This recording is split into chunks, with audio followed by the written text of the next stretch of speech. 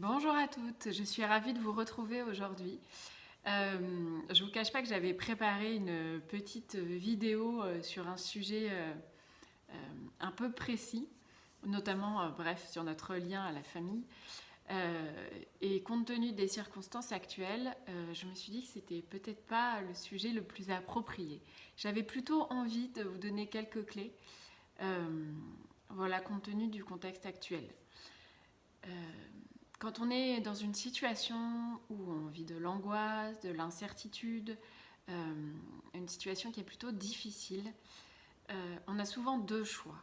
Soit on va lutter contre cette situation, soit, et c'est celle auquel je voudrais vous inviter, on peut finalement petit à petit commencer à accepter le réel.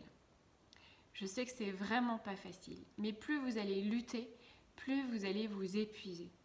Alors que quand on est dans une attitude d'acceptation, c'est comme un rameur, si vous voulez. Si vous ramez à contre-courant, vous allez inévitablement vous épuiser très vite.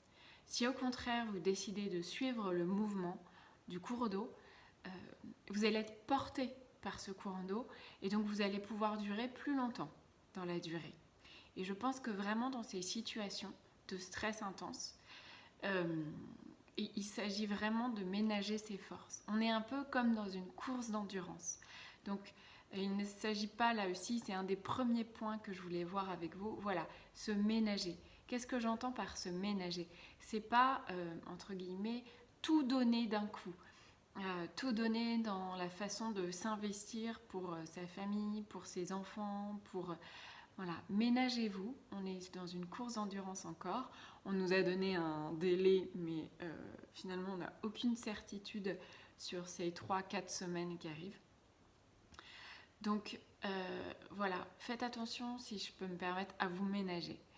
Euh, Deuxième chose, je pense aussi aux mamans en particulier, parce que quand on doit gérer un travail, des enfants, sa maison, on a tendance finalement à tout donner pour les siens, pour ceux qu'on aime, à tout donner dans ce qui est important pour nous, mais du coup souvent on s'oublie soi-même. Donc là l'idée c'est vraiment essayer de ne pas vous oublier, voilà. Même si ça doit être 10 minutes par jour, euh, consacrez-vous des petits moments au calme dans la mesure du possible, des moments où vous pouvez souffler, où vous pouvez respirer. Je vous invite aussi à être attentive à votre corps, à essayer de prendre, ça n'a pas besoin de prendre du temps, c'est 2 secondes de voilà, ressentir la façon dont vous vous sentez, pour essayer de savoir de quoi vous avez besoin, pour prendre soin de vous. Parce que finalement, plus vous prendrez soin de vous, plus vous serez en capacité, plus vous aurez les moyens de prendre soin des autres correctement. Donc écoutez votre corps, qu'est-ce qu'il vous dit? Est-ce que vous avez soif? Est-ce que vous avez besoin de vous asseoir 5 minutes juste pour regarder les réseaux sociaux pendant 5 minutes avant de vous occuper à nouveau des enfants? Est-ce que vous avez besoin de prendre un café? Est-ce que vous avez besoin de faire une sieste? Voilà. Portez attention à votre corps pour savoir plus précisément ce dont vous avez besoin et surtout ne pas vous négliger. Enfin, voilà, j'ai envie de dire, on peut, pendant cette période, vous devez probablement, je pense, comme beaucoup d'entre nous, ressentir beaucoup d'émotions. Ces émotions, c'est comme le fait de ramer à contre-courant ou pas. Ces émotions, soit on les entretient, je pense à la colère par exemple, soit on les entretient pour alimenter cette colère et finalement on va s'épuiser à être en colère. Soit on se dit, bah oui voilà, je suis en colère, donc vous avez le droit d'être triste, en colère, abattu. Donc accueillez votre émotion. Et après, posez-vous la question. J'ai pas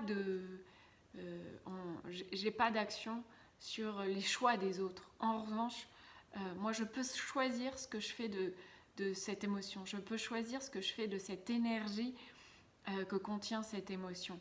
Et moi, je vous invite à vous dire, bah voilà, qu'est-ce que je peux faire de cette énergie? Vers quoi je peux l'orienter et qui est à portée de main pour moi. Vous vous sentirez acteur de votre vie.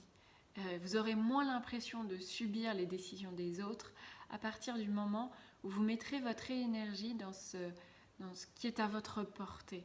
Voilà. Donc je vous invite vraiment à vous dire, voilà, on m'impose cette situation. En revanche, à mon échelle, là où je suis, à mon niveau, comment je peux faire pour diriger mon énergie dans des choix, dans des actions, dans des décisions qui sont à ma portée. Voilà, j'espère que cette petite vidéo vous aura aidé. N'hésitez pas à la partager si vous pensez qu'elle peut aider aussi certaines de vos amies. Et puis dans tous les cas, je vous souhaite bon courage et puis je vous dis à bientôt. Au revoir.